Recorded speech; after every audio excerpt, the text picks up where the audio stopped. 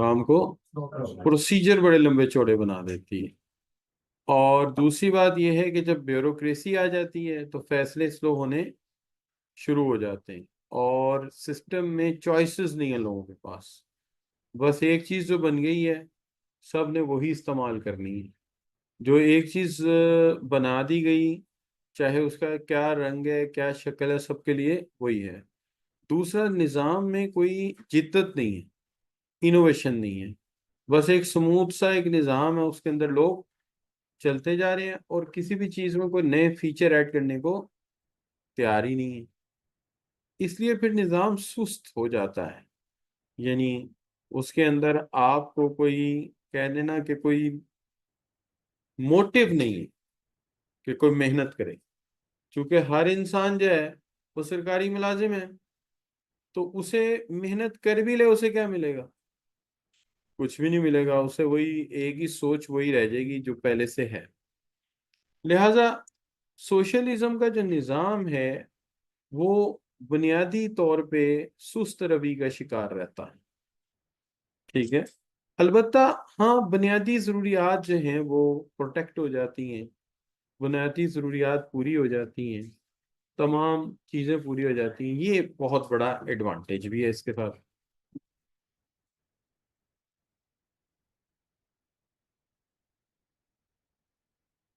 अब अगर देखा जाए कि इस निज़ाम ने क्या कहना है, व्हाट टू प्रोड्यूस, तो ये सोशलिज्म का निज़ाम है।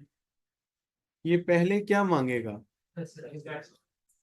ये कहेगा मैक्सिमम ये है कि नेसेसिटीज ऑफ लाइफ जो है वो क्या करो, पूरी कर दो। सबके लिए नेसेसिटीज ऑफ लाइफ पूरी कर दो।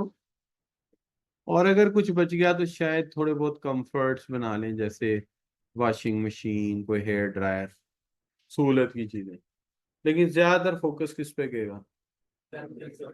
Necessities of life. ये आपने जवाब निकाल लिया ना, देखिए। तो इसका मतलब है सिस्टम ने जवाब दिया। अच्छा, कैसे प्रोड्यूस करना चाहिए? हमारे पास दो ही तरीके हैं, एक लेबर इंटेंसिव है और एक, तो कौन सा तरीका लगाना चाहिए? तो आप कहते हैं कि ये ज्यादा चांस ये है कि ये लेबर इंटेंसिव लगाएंगे। क्यों? क्योंकि इन्हें सबको क्या प्रोवाइड करनी है? जॉब्स। तो ये चाहेंगे ज्यादा जॉब्स। सही हो गया बच्चों? तो दूसरा जवाब आ गया। तीसरा क्या है? For whom to produce. क्या हाल है? तो इनके मुआशरे में अमीर और गरीब तो है ही नहीं। क्या हाल है? हाँ, सीनियर ऑफिसर जूनियर ऑफिसर हो सकते हैं। तो इनका नजरिया क्या होगा? For whom to produce. हाँ, फॉर बोथ, यानी कि नहीं, फॉर ऑल कह देते हैं। क्योंकि बोथ इसलिए नहीं कहेंगे क्योंकि जो हमने कॉन्सेप्ट पढ़ा उसमें गरीब अमीर है ही नहीं, तो इसलिए हम ये नहीं कह सकते। राइट बच्चों? मुश्किल बात तो नहीं कर दी मैंने कोई? अच्छा, तो ये बात हमें समझ आ गई। अच्छा, अब हम पढ़ने जा रहे हैं कौन सा निजाम? कैपिटलिज्म। मैंने एक आपको वीडियो भी भेजी थी कल, मिली थी आप लोगों को? अच्छा, अगर आपको वीडियो मिल रही है तो उसके अंदर मैंने जो रिकॉर्ड लेक्चर रिकॉर्ड किया वो सीए के लिए भी इस्तेमाल हो सकता है, आईसीएमएपी के लिए भी हो सकता है, पिप्पा के लिए भी हो सकता है। इसलिए उसके अंदर थ्योरेटिकल क्वेश्चन भी डिस्कस हुए हुए हैं। लेकिन आपने उसे किस एंगल से देखना है? सीए के एंगल से। तो उसमें थ्योरेटिकल क्वेश्चन जहाँ आएगा उसको पास ऑन कर दें। ठीक है। ऐसे लेक्चर में आपको भेजता रहूंगा जर्नल, आप उन्हें देखें, लेकिन जो थ्योरेटिकल है क्वेश्चन वो निकाल दें, एमसीक्यूज पढ़ लें। ठीक है जी। कॉन्सेप्ट सुन लें, वो आपके काम का। अच्छा बच्चों, मैं इस डेफिनेशन में कुछ चेंज कर दूं। An economic system in which resource are allocated by, ये मैं काट दूं। ये मैं काट दूं, गवर्नमेंट भी काट दूं, ये भी काट दूं। मैं लिख दूं allocated by demand and supply forces. Demand and, तो ये क्या बन जाएगा? कैपिटलिज्म। मैंने डेलिबरेटली आपके सामने डेफिनेशन को इस तरह लिखकर, लिखी हुई डेफिनेशन को चेंज किया कि सारी वही हो। An economic system in which resources are allocated by demand and supply forces, ठीक है। आप चाहें तो आप लिख सकते हैं मार्केट फोर्सेस, मार्केट फोर्सेस। दोनों सूरतों में क्या बन जाएगा, कैपिटलिज्म। तो अगर रिसोर्सेज को एलोकेशन गवर्नमेंट करे तो, और अगर डिमांड एंड सप्लाई करें तो कैपिटलिज्म, राइट जी। So this is the main difference between socialism and, socialism में हर चीज की एलोकेशन कौन करता है, गवर्नमेंट, और सोशलिज्म और कैपिटलिज्म में मार्केट। इसे कैपिटलिज्म को मार्केट इकोनॉमी कहा जाता है, कैपिटलिज्म को मार्केट इकोनॉमी कहा जाता है, ठीक है जी, राइट, नो प्रॉब्लम। अच्छा जी, तो आगे बढ़े हम, आप सब बच्चों ने नोटिफाई कर लिया। चल तो मैं आगे बढ़ रहा हूँ, मैं चल रहा हूँ मार्केट इकोनॉमी पे, ये हम छोड़ देते हैं, सारा ये कर लिया। चलिए, market economy is a system in which resources are distributed through demand and supply forces. Same बात है कि नहीं है, इससे हम इसको कहते हैं ये कैपिटलिज्म है या ये मार्केट इकोनॉमी है। अच्छा, आज के दौर में कुछ ऐसे इदारे भी हैं ना दुनिया के जो इसकी बड़ी फेवर में हैं। क्या हाल है, जैसे आपने देखा होगा कि आईएमएफ जब भी बात करता है वो कहता है कि आप फॉरेन एक्सचेंज मार्केट में मुदाखलत ना करें, और डॉलर के रेट को किसे डिटरमिन करने दें,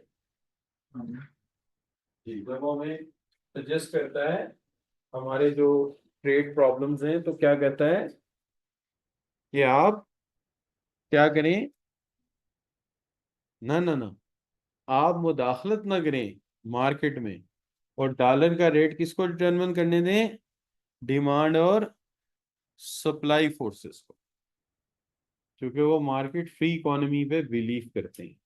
वो ये कहते हैं अगर आप इसे फ्री छोड़ देना तो डॉलर चाहे आपका 300 का हो जाए, 350 का हो जाए, आपके मसले खुद ही हल होने शुरू हो जाए, क्योंकि वो क्लासिकल इकोनॉमिस्ट पे बिलीव करते हैं, न्यू क्लासिकल्स। तो इसलिए वो कहते हैं कि हुकूमत को मुदाखलत करनी नहीं चाहिए। लेकिन हमारे यहाँ भी डिमांड सप्लाई फोर्सेस कर सकते हैं, लेकिन हमारे यहाँ लोग बेईमान बहुत ज्यादा हैं, यानी मनी ब्रोकर्स, स्टॉक ब्रोकर्स, वो मार्केट को, बैंकर्स, वो मार्केट को खराब कर देते हैं, इसलिए हुकूमत को बीच में कुछ ना कुछ मुदाखलत करनी पड़ती है। Anyway, back to the point, क्या बात करें, मार्केट इकोनॉमी, कैपिटलिज्म। सबसे पहले इसके कुछ फीचर्स पे बात कर लेते हैं। इसके फीचर में सबसे पहला फीचर ये है कि वहां आपके पास हक़ मलकियत नहीं था।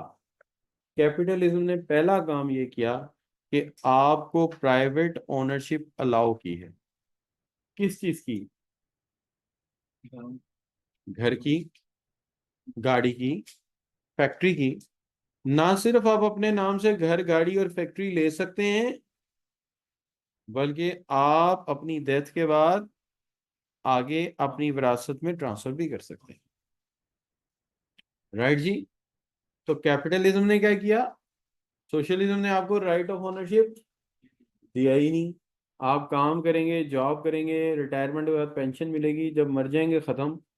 और कैपिटलिज्म इसके बिल्कुल बरक्स है, आप पैसा कमाएं, ज्यादा कमाएं, ज्यादा कमाएं, घर खरीदें, गाड़ियां खरीदें, फैक्ट्रियां लगाएं, और चाहें तो अपनी वफात के बाद आगे अपने बच्चों में पास ऑन कर दें, राइट जी।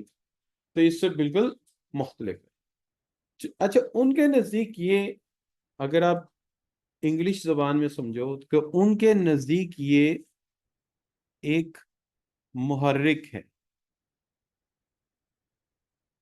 क्या है, मुहर्रिक है। उनके नज़दीक ये एक तरगीब है, जिसे आप आम जबान में उर्दू में क्या कह देते हैं कि उनके नज़दीक ये एक इंसेंटिव है, उनके नज़दीक ये एक इंड्यूसमेंट है। क्या, कि ज्यादा मेहनत करो, ज्यादा घर बनाओ, ज्यादा फैक्ट्रियां लगाओ। तो ये आपको बात क्या दे रही है, तरगीब दे रही है, मुहर्रिक दे रही है, मोटिवेट कर रही है। क्या हाल है बच्चों, नहीं, बात समझ आती है? जैसे इस कॉलेज के मालिकान हैं, उनके चार चार घर हैं, चार चार घरों में चार चार फैमिली हैं, तो क्या ये तरगीब नहीं है? क्या हाल है? एक घर बनाया, दूसरा बनाया, तीसरा बनाया, चौथा बनाया, क्या हाल है जी? फिर वहां से किराए आ रहे हैं, क्यों जी? ये तरगीब ही है ना। अच्छा, तो उनके नजदीक ये है राइट ऑफ ओनरशिप दो, ये इंसान को मोटिवेट करेगी और वो पूरी जहद करेगा और मेहनत करेगा। और यहाँ हर फैसला किससे होता है? प्राइस मैकेनिज्म, यानी डिमांड एंड सप्लाई फोर्सेस से। एजेंट्स आपस में बह के तय करते हैं ये चीज कितने में बेचोगे, वो कहता है तुम कितने में खरीदोगे, कोई मकान, कोई प्लाट, कोई जूता, कोई किताब, हर चीज का रेट कैसे तय होता है? एजेंट्स बार्गेन करते हैं आपस में बैठ के, राइट जी? जो तय हो जाए, जो तय हो जाए, शहर की मशीन जमीन महंगी हो जाती है, गाँव की सस्ती हो जाती है। ठीक है जी? एग्जिस्टिंग टेक्नोलॉजी महंगी हो जाती है, पुरानी टेक्नोलॉजी सस्ती हो जाती है। कंज्यूमर की क्या है? खुद मुख्तारी है, सेवरन। वहां पे क्या था, कंज्यूमर जाता है, एक खास तरह के पेयर ऑफ शूज बने हुए हैं, काले या ब्राउन, वही पहनेगा। और यहाँ पे कंज्यूमर क्या है? वो जो चाहेगा वो होगा, वो जो खरीदना चाहेगा वो ले सकता है। क्या हाल है? जैसे आपके घर में बर्तन कौन धोता है? हाँ भाई, ज्यादातर अब्बू धोते हैं शाम को, है ना? अच्छा, अगर आपके अब्बू कहते हैं कि मैं रिन से बर्तन नहीं धोऊंगा, मैं लेमन मैक्स से धोऊंगा, तो क्या बनेगा? लेमन मैक्स बनना शुरू हो जाएगा, कंज्यूमर जो कहेगा बनना शुरू हो जाएगा। आपके अब्बू नहीं धोते मैं रिन से, तो मर्जी उनकी, क्या बनेगा? लेमन मैक्स कह दिया उन्होंने, कंज्यूमर ने लेमन मैक्स कह दिया, लेमन मैक्स बनेगा। तो ये निजाम तो ऐसा है, कंज्यूमर जो कहते बनना शुरू हो जाता है। बल्कि यूरोप और अमेरिका में तो शराब मांगते हैं, शराब भी बनती है, फैक्ट्री है, बाकायदा फैक्ट्री है, यानी दस्तयाब है। हमारे मुल्क में लोग सिगरेट मांगते हैं, बनता है, बिक रहा है। क्या हाल है? बात समझ आती है जी? क्यों? क्योंकि कंज्यूमर सेवरन है, वो जो मांगे वो बनता है। तो सबसे पहली बात यह है कि यहाँ पहली दफा मलकियत का हक है जी आप, और ये फितरती हक है। पैदा होता बच्चा भी जब थोड़ा सा बड़ा हो जाए ना, उसको उससे कोई चीज ले लो ना, कोई जी ये मेरी है, वो कहेगा नहीं ये मेरी है, यानी ये फितरत ने उससे सिखाया। और फिर क्या है? प्राइस मैकेनिज्म, फैसले डिमांड सप्लाई नहीं करने, एजेंट्स ने आपस में करने, हुकूमत ने बोलना ही नहीं है। हुकूमत ने एम्पोरियम माल चले जाओ, छिरे चले जाओ, अपना उरीगा चले जाओ, सेलर और बायर आपस में डील कर लो भाई, हुकूमत का इसमें कोई मुदाखलत नहीं है। क्योंकि सेलर क्या है? सप्लाई करने वाला, और बायर क्या है? डिमांड करने वाला। दोनों आपस में तय कर लो, डिमांड एंड सप्लाई, हमें किसी से कंसर्न नहीं है। लेकिन कंज्यूमर जो मांगेगा वो मिलेगा। ठीक है नहीं? अच्छा बच्चों, अब आगे आ गया कि तमाम बिजनेसेस का मकसद क्या है। तमाम कारोबार का मकसद क्या है? प्रॉफिट मैक्सिमाइज करना। क्या हाल है? जैसे देखिए, हमारे मुल्क में स्कूल की अशद जरूरत है, हॉस्पिटल की अशद जरूरत है। क्या खुल रहे हैं हॉस्पिटल या स्कूल? नहीं खुल। हमारे मुल्क में कोई स्कूल नहीं खुल रहे, कोई हॉस्पिटल नहीं खुल रहा। जिनको आप स्कूल और हॉस्पिटल कह रहे हैं, एक्चुअली वो 5 स्टार होटल हैं।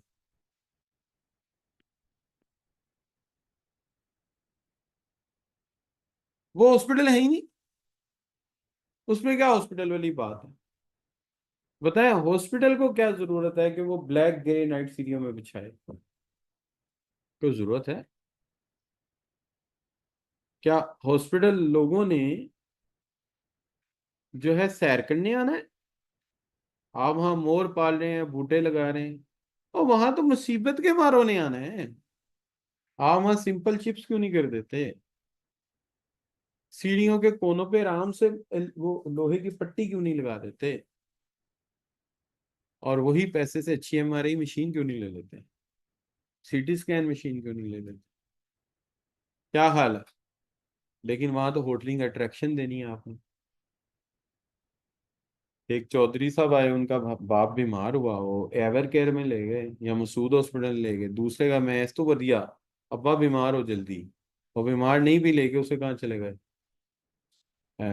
हाँ जी, एवर केयर ले गए, फोन कर दिया फैमिली को, अब्बा जी बहुत बीमार, जो आएंगे हमारा क्या बनेगा, टैका बनेगा। और एवर केयर को इस बात का पता है कि ये इलाज कराने नहीं आए, ये अपने खानदान को दिखाने आए हैं कि हमारा ये स्टेटस है, हमारे पास पैसा है।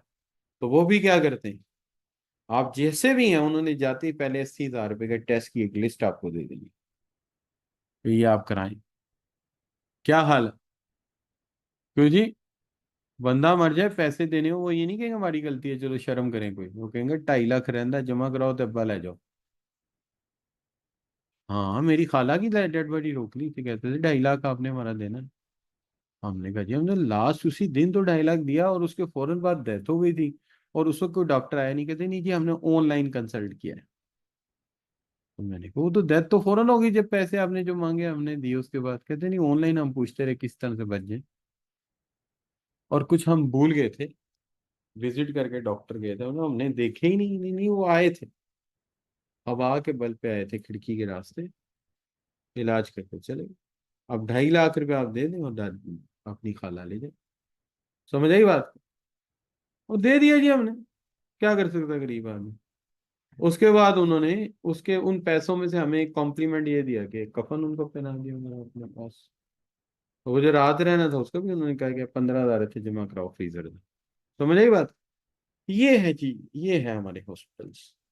स्कूल का इससे बुरा हाल है, स्कूल का इससे भी बुरा हाल है। मैं अपनी बेटी के स्कूल में एडमिशन कराने गया तो मुझे ले गया वो बीकन हाउस। तो वहां ऐसे एक लफंगा सा बदमाश सा लड़का जिसकी उम्र भी 4 साल बड़ी हुई है, मैं अंधा इधर फिर रहा उधर फिर रहा। क्यों जी, माँ बाप बस पैसा है। तो मैं तो अपनी बेटी को है नहीं भेजूंगा।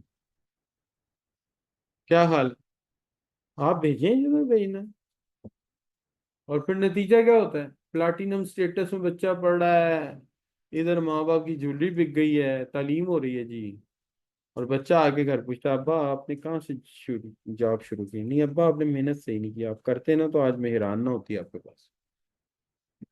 अब वो बच्चा बजाय इसके कि पुत्र बने, वो ऑडिटर बन जाता है। घर आके अब्बा की मेहनत को क्रिटिकली देखता है, अब्बा ने सही मेहनत की नहीं की, अम्मा ठीक है कि नहीं है, दोनों गलत है, मैं गलत जगह पैदा हो गया हूँ, ये उसका नतीजा निकलेगा। तो क्या हमारे मुल्क में स्कूल हैं? नहीं, ये तो अड्डे हैं बच्चों को खराब करने के। कोई भेजना चाहता तो मोस्ट वेलकम, जरूर भेजे, हमें कोई एतराज नहीं है। उसके नताज कुछ भुगत रहे हैं, कुछ भुगत लेंगे। क्या हाल है? स्कूल का पहला काम है अच्छा इंसान बनाना, और जहां अच्छा इंसान नहीं बनता, पैसा कमाने की मशीन बनानी, मशीन बना लो। लेकिन ये बच्चों हमारे मुल्क में क्या है, प्रॉफिट मैक्सिमाइजेशन है। हमें इन हॉस्पिटल की जरूरत ही नहीं है यार, तो बेकार है। यहाँ इलाज तो होता ही नहीं है, आधा पौना घंटा तो सिर्फ नखरे ही होते रहते हैं। क्या हाल है, क्यों भाई? और यहाँ गरीब और अमीर के दो अलग-अलग सिस्टम है। क्या हाल है जी? आप चले जाए ना जीनत लैब, वो एनजीओ के तहत चलती है, तो वो सही एनजीओ के तहत चलती है। तो वहां पे मतलब अक्सर जो है, बल्कि किसी सरकारी हॉस्पिटल का आपको एक्सपीरियंस हुआ हो, तो वहां पे ब्लड टेस्ट लेना हो तो वो उनके पास वो ग्रिप भी नहीं होती। तो वो जो होती है ना नाली पुरानी सी, उसकी ग्लूकोज की पड़ी हुई, वही वो ऐसे करके बांध देते हैं, बाजू पे गिरा बांध देते हैं, बीच में स्किन भी आ जाती है। और फिर वो खुंडी सी एक उनके पास सरकारी हॉस्पिटल की सिरिंज होती है, उसको वो दूर से लाते हुए एक इंच दूर से निशाना मारते हैं, खून खींच लेते हैं। हाँ जी। और आप शौकत खानम में आम रेस्ट वाली कुर्सी पे आपको बिठाया जाएगा, ठीक है। और फिर उसके बाद वो ग्रिप आएगी बड़ी आला किस्म की, फिर आपसे ब्लड लिया जाएगा, फिर आपको गोल सा वो स्टिकर देंगे, लगा लें ऊपर कहीं इन्फेक्शन ना हो जाए। और उधर क्या होता है, वो सुखी रुई पड़ा जाती सिरिंज से काट के, बल्कि वो ऊपर भी नहीं रखती, कहते आप पे मल नहीं। तो ये हमारे मुल्क का सिस्टम है। हॉस्पिटल कहाँ है? कोई भी नहीं है हमारे यहाँ हॉस्पिटल, है ही नहीं। जो है वो ओवरलोडेड है, वहां तो हम इलाज करा नहीं सकते, एक बेड पे तीन तीन बंदे हैं। और दूसरे जो हैं वो हमारे लिए नहीं है, उनके अपने कोई एम्स हैं जो वो पूरे कर रहे हैं।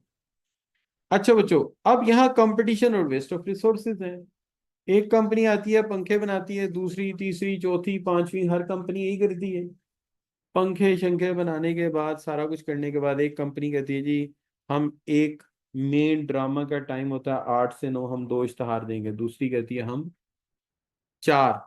तीसरी कहती है क्या, हम 8। वो सारी कॉस्ट उसमें ऐड होती रहती है। ये जो एसी है ना, अगर इन्वर्टर एसी 1.5 टन का है ना, तो वो अगर अगर हम ये सारे लल्ले तल्ले निकाल दें तो ये तकरीबन 70 से 80 हज़ार रुपए का। लेकिन होता क्या है, advertising cost, marketing cost, distributor की कॉस्ट डालने के बाद वो 2,05,000 का हो जाता है। क्योंकि अखबार का एक इश्तहार की एक लाइन 350-400-500 रुपए की है। उसके अंदर इतने इतने इश्तहार जब छपते हैं, वो सारा खर्चा कंज्यूमर पे आन पड़ता है। तो ये सारा वेस्ट ऑफ रिसोर्सेज है, इसमें रिसोर्सेज बहुत ज्यादा वेस्ट होते हैं। तो सबसे ज्यादा हम गलत एस्टिमेट करते हैं और क्या कर देते हैं, और एक्सटेंसिव क्या करते हैं, एडवर्टाइजिंग।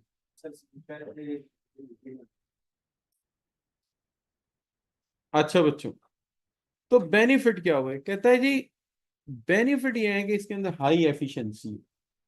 हर बंदा अगर 8 घंटे काम करता है तो मतलब 8 घंटे काम करता है, क्योंकि काम करने से उसे क्या मिलता है। और अगर ना करे तो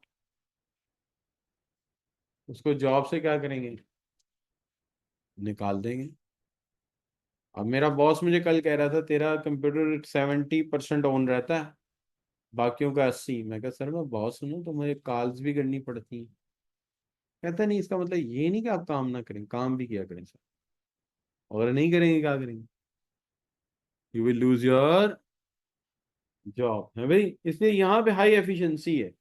और हर फर्म जो है अपनी चीजों में क्या करती है, नए से नए फीचर ऐड करती है। कल तो हम एसी की बात कर रहे हैं, मैं जूतों की बात कर लेता हूँ। शूज के अंदर क्या इनोवेशन की गई है।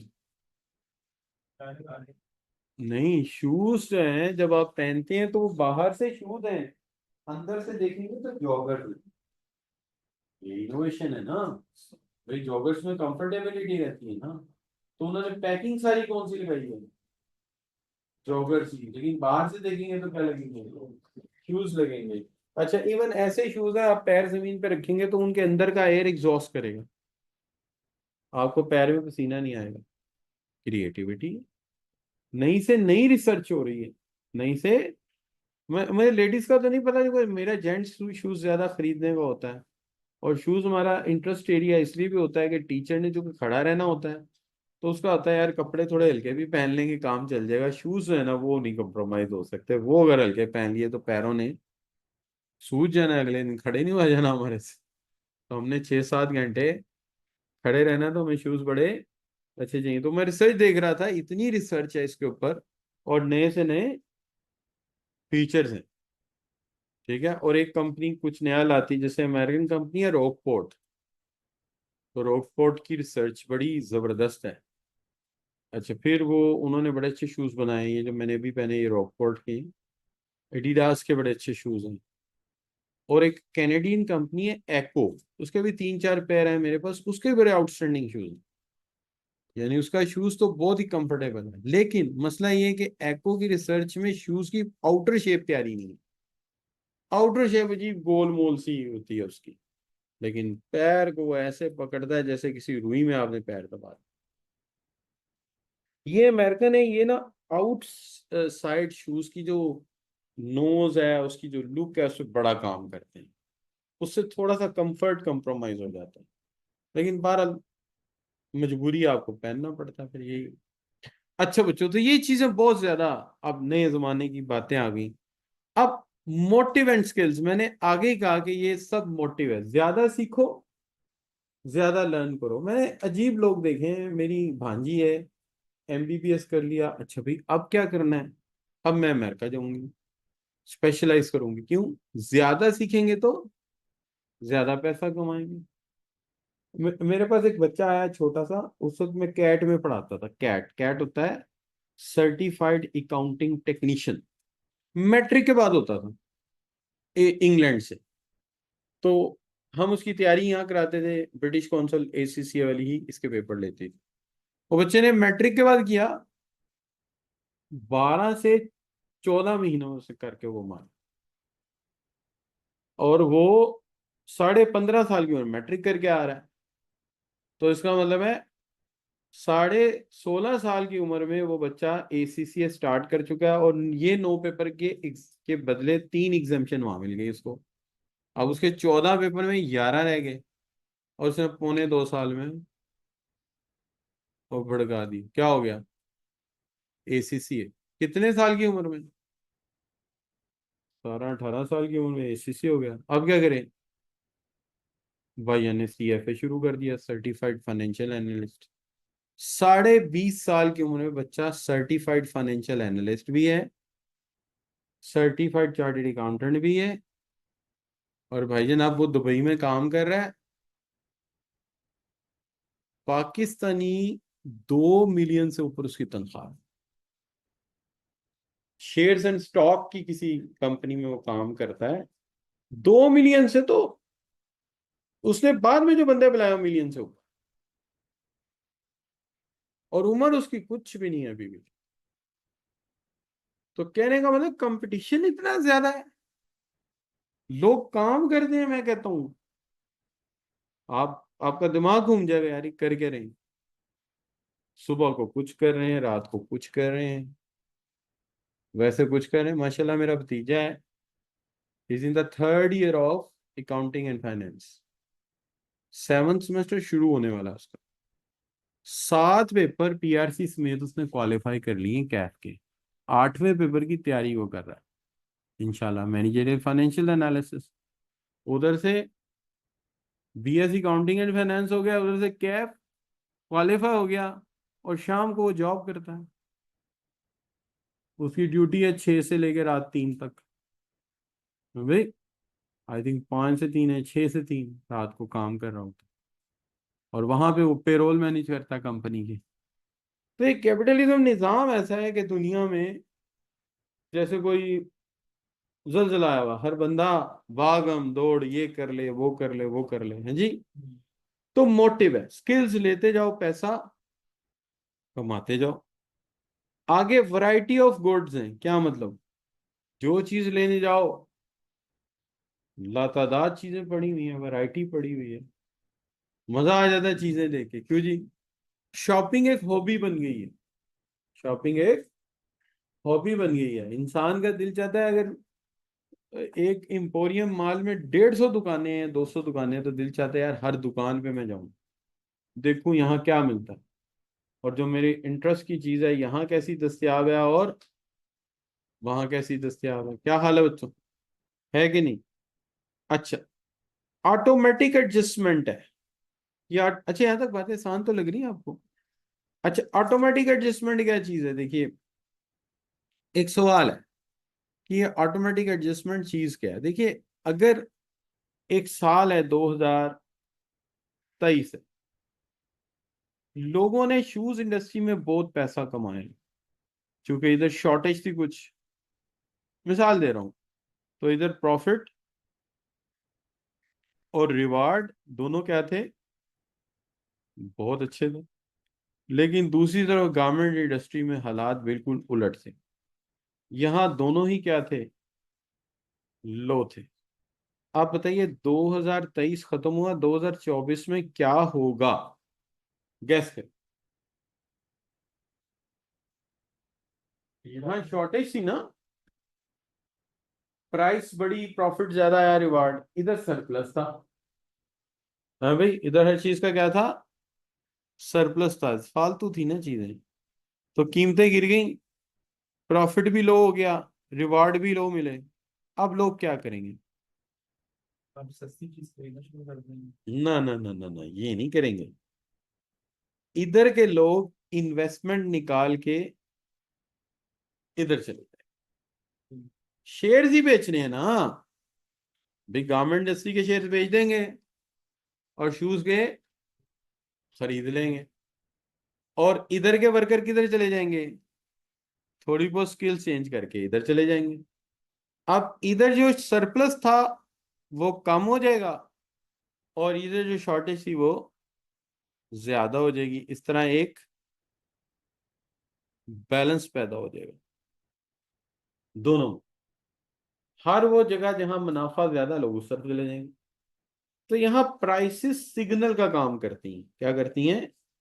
सिग्नल का काम करती हैं। आप देखिए, आज दुनिया में प्रोफेशन की जो प्रायोरिटी है पैसों की बुनियाद पे है ना, तो सबसे ऊपर कौन सा है? सबसे ऊपर कौन सा है? सबसे ऊपर चार्टेड अकाउंटेंसी टॉप पे है,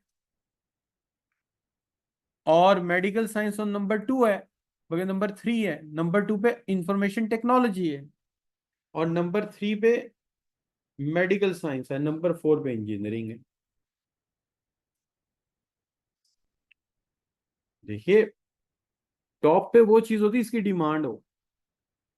आप अगर अमेरिका चले जाएं, या इंग्लैंड चले जाएं, या यूरोप के किसी मुल्क चले जाएं, तो जाके देखें वहां के उनके बच्चे कितनी चार्टर्ड अकाउंटेंसी पढ़ रहे हैं या अकाउंट्स पढ़ रहे हैं। चल,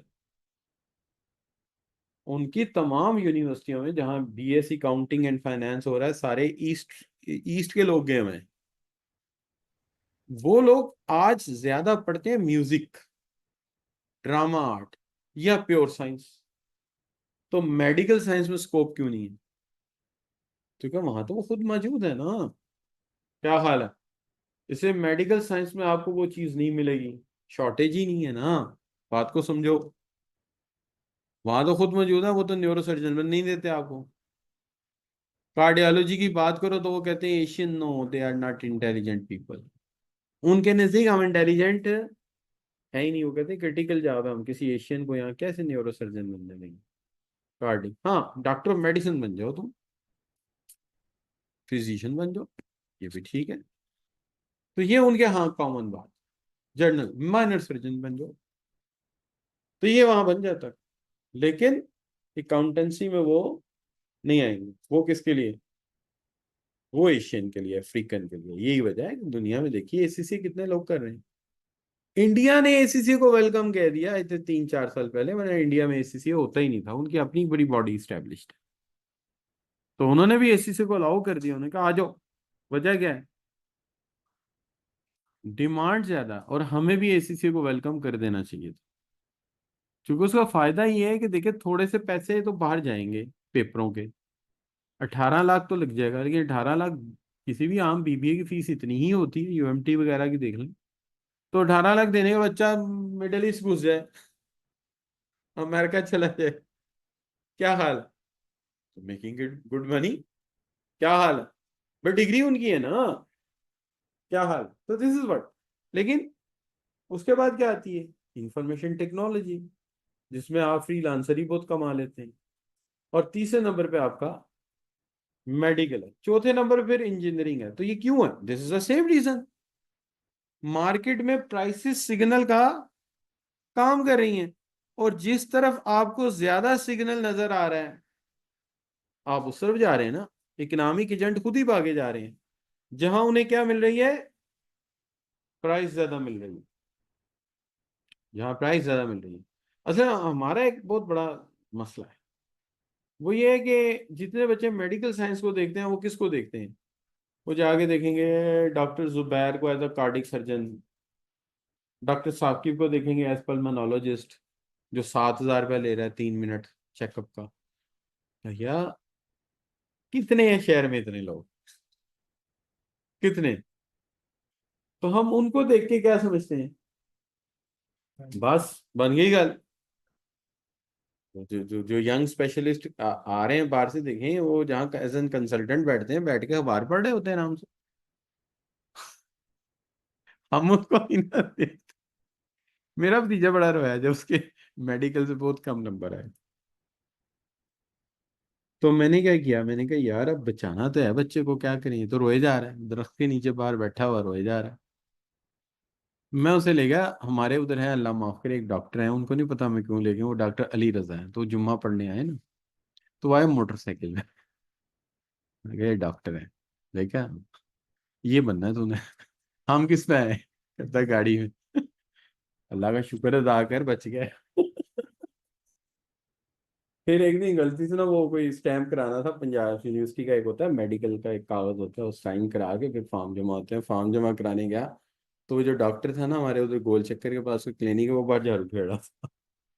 अल्लाह ने करम किया। मैं कहा तूने देख लिया? कहता हाँ। मैं कहा बस ये तू देख ले, लाजिम नहीं कि डॉक्टर वही बनेगा जिसके पीछे लोग आ रहे होंगे, 4 लाख रुपया फीस सर्जरी दे रहे होंगे। लाजिम नहीं है, ये अल्लाह की करनी है। डॉक्टरों में भी अच्छी किस्मत वाले होते हैं, अकाउंटेंट में भी होते हैं, इंजीनियर्स में भी होते हैं। ये ऐसी जिसकी किस्मत चल गई ऊपर आ गई। सही हो गया आप, अब खुश है। अच्छा बच्चों, अब आगे जी ऑटोमेटिक एडजस्टमेंट, बात कुछ समझ आ गई है? अब ड्रॉबैक, डिस्टोर्टेड इन्वेस्टमेंट। मैंने अभी आपके साथ दुख रोया कि हमें हेल्थ में, एजुकेशन में बहुत ज्यादा अच्छे इन्वेस्टर चाहिए जो हमारे पास नहीं है। हमें स्कूल चाहिए जो 1,000-1,500 रुपए में, 2,000 रुपये पर मंथ लेकर हमें हमारे बच्चे को एक अच्छी तालीम दे सके। लेकिन ऐसा कोई नहीं है। अगर वो 1,000, 1,500, 2,000 लेता है तो वो मैट्रिक पास टीचर लगा देता है, वो मास्टर्स क्वालिफाइड लाता नहीं है। तो ये बहुत बड़ा मसला है हमारे लिए। इसी तरह वर्सन एक्सप्लॉयटेशन ऑफ वर्कर है कि आप किसी वर्कर को बुलाते हैं, कहते हैं जी अच्छा जी, मेरी मिसाल ले लेंगे, अच्छा भाई आप दिन में 3 लेक्चर देंगे, हम इतनी तनख्वाह देंगे। लेकिन होता क्या है, 3 बज गए, अभी तक हम पढ़ा रहे हैं। और पिछले दिनों ने बुला के कहा नौकरी करनी है, नहीं करनी है, कहते हैं फिर संडे को भी पढ़ाना पड़ेगा। तो क्या है, वर्सन एक्सप्लॉयटेशन, हम गरीब वर्कर्स की है बच्चों। फिर ओवर प्रोडक्शन एक मसला है, एक दूसरे के मुकाबले के चक्कर में ज्यादा प्रोडक्शन कर लेते हैं, ये भी एक इशू है। और ये समझ आ रही बात, मुश्किल बातें तो नहीं कही। तो डिस्टॉर्टेड इन्वेस्टमेंट है, इन्वेस्टमेंट करते हैं अपने मफाद में, तालीम पे, सेहत पे कोई पैसे नहीं लगाता। वर्सन एक्सप्लॉयटेशन है, गरीब की एक्सप्लॉयटेशन हो रही है, और ओवर प्रोडक्शन बहुत ज्यादा। और बच्चों, सबसे बड़ा मसला ये है, क्लास कॉन्फ्लिक्ट बहुत ज्यादा है। गरीब और अमीर का फर्क जो है वो बहुत ज्यादा है। अब्दुल वही वहाब भाई, मैंने आपसे कहा था कि आप यहाँ पे क्वेश्चन पुट कर दिया करें, तो आप कर दो यार, यहाँ पे है। अच्छा, तो भाई क्लास कॉन्फ्लिक्ट बहुत ज्यादा। आप ये तस्वीर देख रहे हैं, इसमें अमीरों के घर किस तरफ है, गरीबों के किस तरफ है? अमीरों के राइट साइड पे है। अच्छा, आप देखिए डिसिप्लिन कितना है ना बच्चों। वो देखो किचन की चिमनी के ऊपर कितनी साफ सुथरी है, और इस तरफ देखें गरीबों के घर। गरीब का घर ये से बनता है, कमेटी निकली, किसी के पैसे पूसे इकट्ठे हुए, 3 मरले जगह ले ली, फिर पैसे आए, कमेटी निकली, एक कमरा डाल लिया, रहना शुरू कर दिया, 4 दीवारी कर ली। फिर कमेटी निकली तो कोई बाथरूम बना लिया, किचन बना लिया। हाँ जी। फिर बच्चे भी माशाल्लाह ज्यादा होते हैं, बस बड़े बच्चे की शादी हुई, एक कमरा डाल दिया, फिर उससे छोटे की उससे ऊपर एक कमरा डाल दिया, फिर उससे ऊपर एक कमरा। इस तरह करते करते छठा सातवां कमरा होता है तो एयर एविएशन वाले आ जाते, कहते हैं कि यार ऊपर लाल लाइट तो लगाओ, जहाज में भी गुजरना होता है। वो ऐसे किसी का घर ऊपर है। अच्छा, उसके ऊपर फिर कबूतरों का छज्जा लगा देते हैं। यानी कमाल ही हो गया कि ये इतनी हाइट पे जाने के बाद ऊपर क्या लगा देते हैं, कबूतरों का छज्जा। वैसे अब तो ये होना है, अमीर के घर के ऊपर क्या लगा होता है? अच्छा जी, समझ नहीं आ रही, प्लीज गाइड कर दें, इकोनॉमी का बता दें। क्या मतलब, क्या समझ नहीं आ रही? अब्दुल वहाब भाई, हम कैपिटलिज्म की बात कर रहे हैं, सिंपल सी बात कर रहे हैं, एक ऐसी इकोनॉमी जहां सब कुछ डिमांड एंड सप्लाई से वो चल रहा है। ठीक है, ऑन द बुक। नहीं, आप बुक को ना ना देखें, आप पहले मेरी बात को समझे ना, फिर बुक को पकड़े। ठीक है, तो आपको तो स्लाइड्स भेजी हुई हैं, आप पहले स्लाइड्स पकड़े, फिर बुक की बात करें। ठीक है, वरना अदरवाइज आप जो है ना, तो पहले आप मेरे हेडिंग को तो पढ़ लेना यार। अच्छा बच्चों, दूसरी बात क्या आ गई जी, इन्वायरमेंटल डिग्रेडेशन है। क्या मतलब? माहौल बहुत ज्यादा, क्योंकि हम हमें तो मुईशत चलानी होती ना। हम कहते हैं यार मुईशत चले, माहौल खराब होता है तो हो जाए।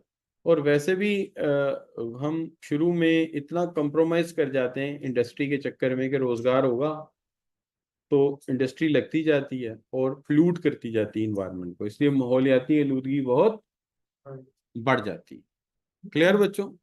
तो वर्सन एक्सप्लॉयटेशन हो जाती है, बुरे हालात हो जाते हैं, क्वालिटी एयर इंडेक्स बहुत ज्यादा सफर कर जाता है।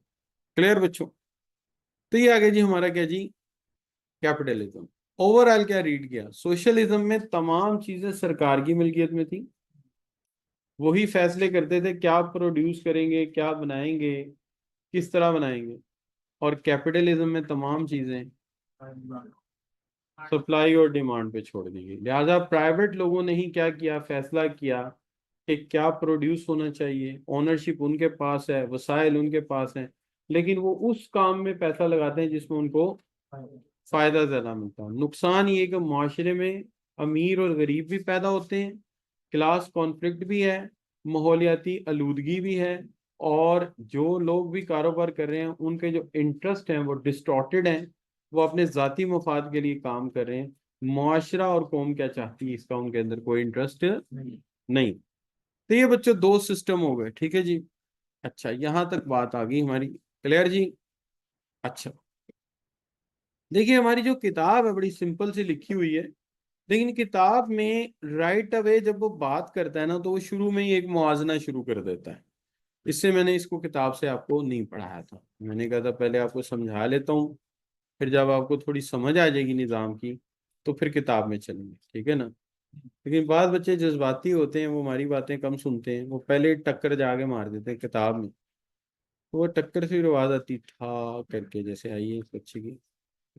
अच्छा बच्चों, देखिए ये तो वही सवाल है ना, what to produce, how to produce, और ह्यूम टू प्रोड्यूस, ये तो मैंने आपको समझा दिया था, राइट जी। सर्कल फ्लो को भी मैंने नहीं छेड़ा, मैं कोई बात कर ही नहीं रहा इस पे, ये जनाब हमने इसको अभी वक्ती तौर पे निकाल दिया है ही नहीं। इकोनॉमिक सिस्टम की बात हुई थी कि it refers to the ways of different economic element, जैसे वर्कर कैसे काम करेंगे, मैनेजर कैसे काम करेंगे, प्रोडक्टिव ऑर्गेनाइजेशन कैसे काम करेंगी, फैक्ट्रियां कैसे चलेंगी, इसको लिंक कर दिया गया एक ऑर्गेनिक होल में। तो इसका उसने कहा ये इकोनॉमिक सिस्टम है कि हमारी फैक्ट्रियां, हमारे वर्कर है बच्चों, हमारे वर्कर, हमारी गवर्नमेंट कैसे काम करेगी। उसने शुरू किया तो उसने सबसे पहला सिस्टम कौन सा रखा, कैपिटलिज्म, ठीक है ना। अच्छा, और फिर उसने किसकी बात की, सोशलिज्म की, ठीक है जी। अच्छा, अब कैपिटलिज्म से जब उसने शुरू किया तो उसने कहा situation brings where buyer and seller of goods and services दोनों इकट्ठे हो जाते हैं, क्या बन जाती है, मार्केट कहते हैं उसको, जहाँ दो एंटिटीज हो, एक बायर और एक सेलर। आप इंपोरियम माल जाए आपको दो ही एंटिटीज मिलेंगी, कौन कौन सी, एक बायर मिलेगा, एक सेलर मिलेगा। कहता है कि मसला ये है कि ये दो अलग अलग ग्रुप्स हैं, एक खरीदने वाले और एक बेचने वाले, क्या हाल है। और इकोनॉमिक डिसीजन इन दोनों के आपस में बहस मुबाहसे का नतीजा है, इनको हम मार्केट फोर्सेस कहते हैं, एक डिमांड है और एक सप्लाई है, राइट जी। कहता है this style of thinking conjectured in 18th century, इसमें आर्गुमेंट ये था कि गवर्नमेंट को कारोबार में इंटरवेन नहीं करना चाहिए, गवर्नमेंट को कारोबार में इंटरवेन, गवर्नमेंट को सिर्फ दो ही काम करने चाहिए, बाहर के दुश्मन से बचाने के लिए फौज बनानी चाहिए, और अंदर के दुश्मन से बचाने के लिए पुलिस बनानी चाहिए, और दोनों का खर्चा हमसे टैक्स की शक्ल में ले लेना चाहिए। उसके अलावा गवर्नमेंट को ना सड़क बनानी चाहिए, ना डैम बनाने चाहिए, कोई काम नहीं करना चाहिए, ये सारे काम किसको करने चाहिए, प्राइवेट लोगों को। तो अमेरिका की पूरी इकोनॉमी इसी पे बेस कर गई, मैंने लास्ट टाइम बताया था, इवन फाइटर जहाज भी प्राइवेट कंपनियां बना के फौज को देती, जैसे मैंने बताया था ना F-35 या F-16 भी लॉकहेड मार्टिन प्राइवेट कंपनी बनाती, ठीक है जी। बात समझ आ रही बच्चों? अच्छा, ये दोनों पैराग्राफ समझ आए आपको? तो ये 18वीं सदी में बना था कि जी आप ऐसा करें। अब ये this is also known as, क्या बच्चों, लेजिस फेयर, लेजिस फेयर का मतलब क्या है, फ्री मार्केट इकोनॉमी, इसलिए हमने इसको मार्केट इकोनॉमी कहा। तो मैंने इसी के जरा पॉइंट निकाल के ना थोड़े सिंपल करके अपनी स्लाइड में पेस्ट कर दिया। मैंने कहा मैं एक दफा पॉइंट डालूंगा ना, फिर बच्चा किताब पढ़ेगा, उसे किताब की समझ आएगी, लेकिन डायरेक्ट करने की कोशिश करेगा ना तो थोड़ा सा मुश्किल हो जाएगा। राइट, तीसरा पैराग्राफ भी समझ आया। पहले पैराग्राफ में सिर्फ एक ही जिक्र है कि दो एंटिटीज हैं, एक सेलर और एक, उनकी बहस के नतीजे में मार्केट फोर्सेस हैं, जो कि बायर डिमांड है और सेलर सप्लाई है। रेट क्या होगा, और ये मार्केट फोर्सेस मिलकर काम करेंगी। हमारी नसीहत है कि गवर्नमेंट इनके मामले में बोले ना बोले। तो इसलिए ये लेजिस फेयर इकोनॉमी बनेगी और इसके अंदर गवर्नमेंट के क्या होंगे, हैंड ऑफ होंगे, और सारे की सारी इन्वायरमेंट गवर्नमेंट सिर्फ एक ही काम करेगी, क्या, लीगल इन्वायरमेंट, जो मैंने कहा दुश्मनों से बचाना है आपने, और कुछ भी नहीं करना। Furthermore government is restricted to provide, क्या बच्चों, सिक्योरिटी। ये मैंने अभी बताया आपको, बाहर के दुश्मन के लिए क्या बनाना है, और अंदर के दुश्मन के लिए पॉलिस। बात खत्म। ठीक है जी। अब आ गया कैपिटलिज्म पे। पता है कैसे डिफाइन कर रहा है, कह रहा है कैपिटलिज्म एक निजाम है, सिस्टम है, जिसमें मुईशत ऑर्गेनाइज की जाती है, जिसमें प्राइवेट ओनरशिप दी जाती है, मालकाना हकूक, and the use of private profit of man made and nature made capital. तो हम यूज करते हैं क्या, मैन मेड मशीनें और कुदरती, यानी जमीन कुदरती होती है ना, हम तो नहीं बनाते जमीन, और ट्रैक्टर मैन मेड। तो हम दोनों चीजों को इस्तेमाल करके क्या करते हैं, चीजें उगाते हैं या बनाते हैं, प्रोड्यूस करते हैं। तो एक ऐसा मुआशी निजाम जिसके अंदर निजी मल्कियत का हक आपको है, और निजी मल्कियत के नतीजे में क्या होगा बच्चों, हम प्रॉफिट कमाएंगे, क्या हाल है, एंड नेचर मेड कैपिटल को इस्तेमाल करेंगे। राइट जी। अच्छा बच्चों, अब सबसे पहली बात, ये जब इसके करेक्ट समझ अप करता है तो ये कहता है एक ऐसा इकोनॉमिक सिस्टम है जिसमें economic resources are owned and manage by private ownership. Right जी। रिसोर्सेज के मालिक कौन है, अफराद, वही इसके मालिक है। ओन्ड का मतलब क्या है, और वही इनको क्या करते हैं, मैनेज करते हैं। ठीक है जी। अब सारा निजाम कैसे चलता है, डिमांड एंड सप्लाई फोर्सेस को क्या कहेंगे, price mechanism. Demand and supply forces तय करेंगे, यानी सेलर और बायर। अगर किसी वक्त कोई चीज शॉर्ट हो गई तो किसका पल्ला भारी हो जाएगा, सप्लायर का पल्ला भारी हो जाएगा, शॉर्टेज है ना, वो कीमत ज्यादा ले लेगा। और अगर कोई चीज ज्यादा मिकदार में आ गई तो किसका पल्ला भारी हो जाएगा, फिर कंज्यूमर का पल्ला भारी हो जाएगा। इस तरह ये चलता रहेगा। कोई चीज सरप्लस हुई तो कंज्यूमर ने उसको लो प्राइस पे कर दिया, या बार्गेन करते निचली कीमत पे ले गया, और शॉर्टेज हुई तो सेलर का फायदा हो गया, उसने उसकी कीमत बढ़ा के पैसे वसूल कर लिए हमसे। क्या हाल है बच्चों। तो इसके अंदर सारा कुछ कैसे चलता है बच्चों, ऑटोमेटिकली, क्योंकि हुकूमत तो इसमें इंटरवेन ही नहीं करती। स्टेट का कोई इंटरवेंशन है, तो देखिए, विदाउट इंटरवेंशन ऑफ स्टेट। जी बात साहब जी, बेटा जी पढ़ा रहा हूँ बेटा, है ये।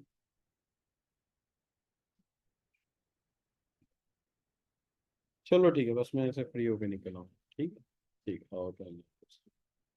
अच्छा बच्चों, तो पहली बात क्या बच्चों, प्राइस मैकेनिज्म। प्राइस मैकेनिज्म क्या होता है, डिमांड और सप्लाई। तो क्या होगा, डिमांड और सप्लाई फोर्सेस, जहां कंज्यूमर के इतने चढ़ गया सेलर।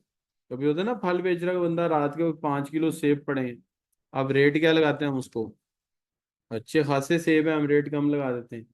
और सुबह के वक्त हमारे घर मेहमान आए होते हैं, सेब वाला क्या करता है, वो कहता है अब ये मेरे शिकंजे में आ गया। ऐसा होता रहता है ना। तो ये समझो सीसा है, कभी वो आ जाते हैं। अच्छा, अब आ जाए कंपटीशन। यहाँ कंपटीशन है बच्चों, सारी फर्म्स क्या कर रही हैं, मुकाबला कर रही हैं, लार्ज एक्सटेंट। ठीक है ना बच्चों, कि जो अच्छा प्रोडक्ट बनाएगा, क्वालिटेटिव, वो अपनी मर्जी की कीमत वसूल करेगा। कहता है, the market economy the firms and individual at large extend liberty of enterprise creating competition among the economic units. तो आप देखिए, आप एसी लेने जाएं, कौन सा लेंगे? सबसे अच्छे वाला। फ्रिज लेने जाएं, कौन सा लेंगे? अच्छे वाला। कपड़े लेने जाएं, कौन से लेंगे? सबसे अच्छे और अफोर्डेबल प्राइस में। राइट जी? नहीं, क्वालिटी और प्राइस कंपैरिजन होता है जब भी होता है। अब ये नहीं, अच्छे वाले से मुराद ये नहीं होती कि अब ऐसे 5 लाख का है सैमसंग का एसी जो बाहर से इंपोर्ट हो रहा है, लेकिन आप क्या लेंगे? अच्छे वाले का मतलब है which is affordable in price and good in quality. जैसे फ्रिज, वैसे तो सबसे अच्छा मेरे ख्याल में इकाई का है, सबसे अच्छा है फ्रिज भी सैमसंग का है, लेकिन हम लेते हैं डॉलेंस का। क्यों?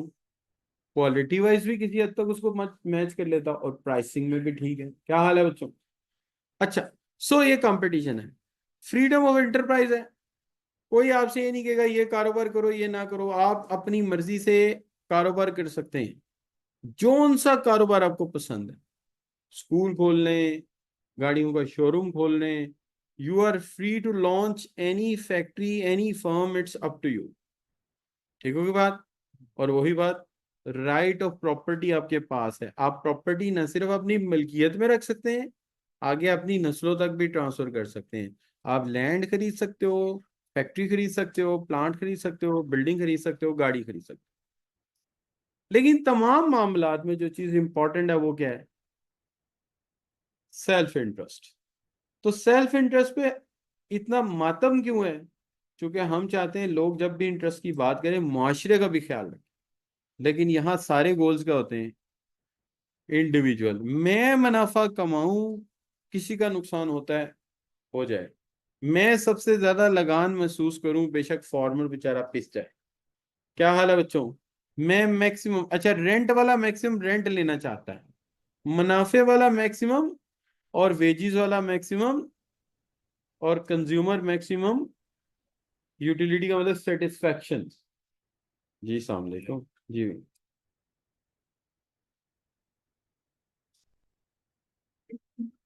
जी, शुक्र अल्लाह।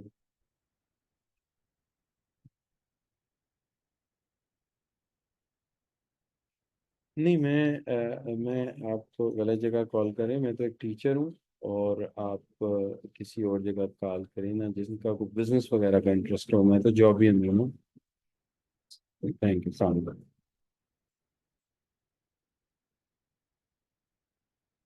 अच्छा बच्चों, यहाँ तक कोई चीज मुश्किल? सही होगी बात? तो ये क्या है? Self interest. अच्छा, ये किताब मुश्किल लग रही है आपको पढ़नी? क्या हाल है बच्चों? रीड करके शॉर्ट पॉइंट्स बना लिया गया, वो काफी मोर देन एनफ। इसी पे लिख लें या इसकी बात उस पे लिख लें, जैसे आपको, यानी दोनों मिला के कॉपी पे लिख लें, या मेरे स्लाइड के नोट्स किताब पे लिख लें, जैसे आपको सामने। बस एक जगह इकट्ठा कर लें जहां से आप कल को इसे पढ़ लेंगे। राइट हो गई बात? बेशक किताब, मेरे स्लाइड्स के नोट्स, मेरी बातें कॉपी पे लिख लें, बेशक स्लाइड्स मेरी बातें किताब पे लिख लें, बस एक जगह सोर्स इकट्ठी कर लें। क्या हाल है बच्चों?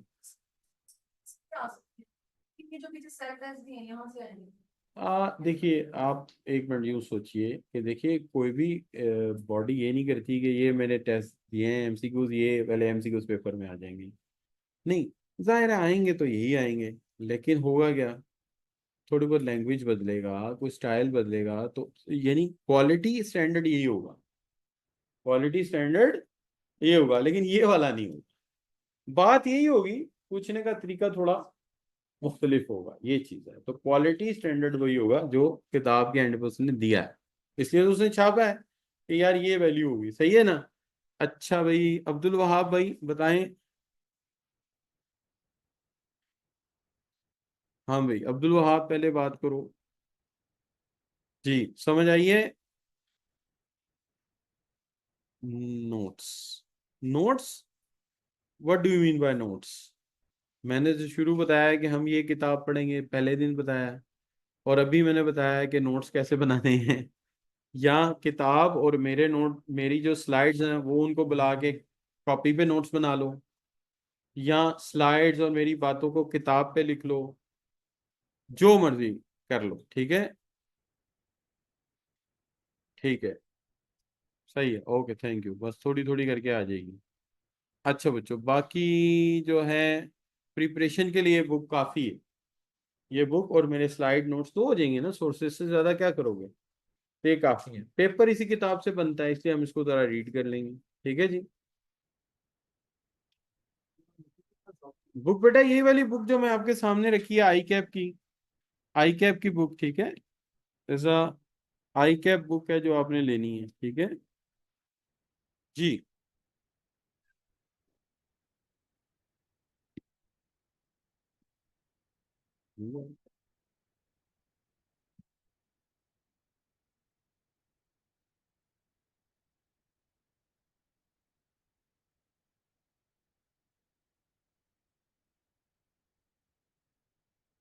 अच्छा बच्चों,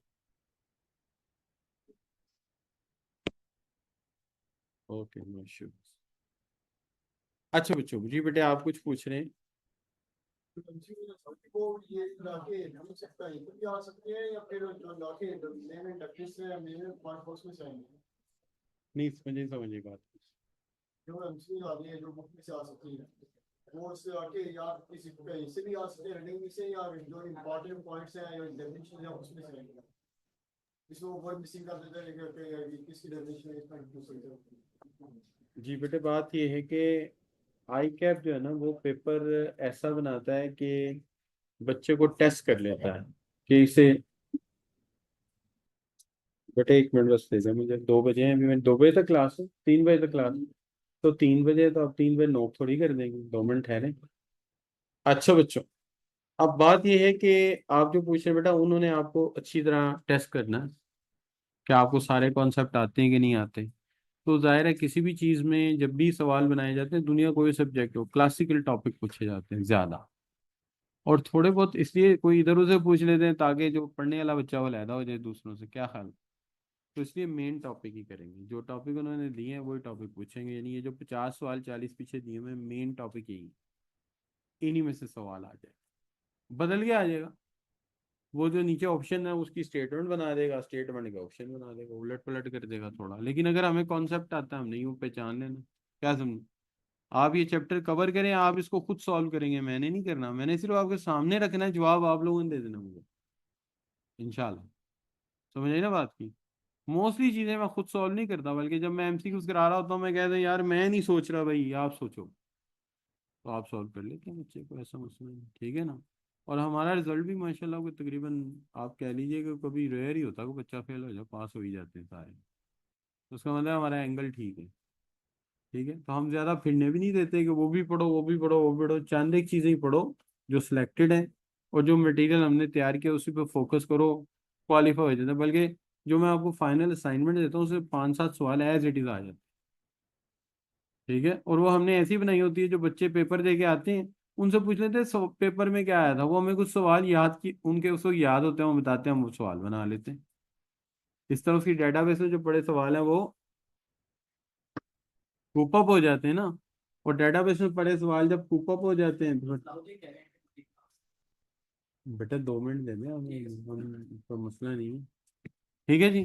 बेटा बात समझ आ रही है, कोई इशू तो नहीं है। राइट जी, करेक्ट हो गई बात। चले अच्छी बात। अच्छा, और कोई सवाल आप लोगों का। ठीक है, अब मैंने किताब भी जरा पढ़ाती जाऊंगा ना आपको साथ साथ। असल में पहले दिन क्यों नहीं पढ़ाई, क्योंकि उसने जो एक्सप्लेनेशन की थी ना, उसने सोशलिज्म कैपिटल पैरेलल लिखा हुआ है। अब मैं आपको जब पैरेलल लिखा है, पहले 2 चीजें पढ़ाऊंगा तब भी एक्सप्लेन कर सकूंगा ना।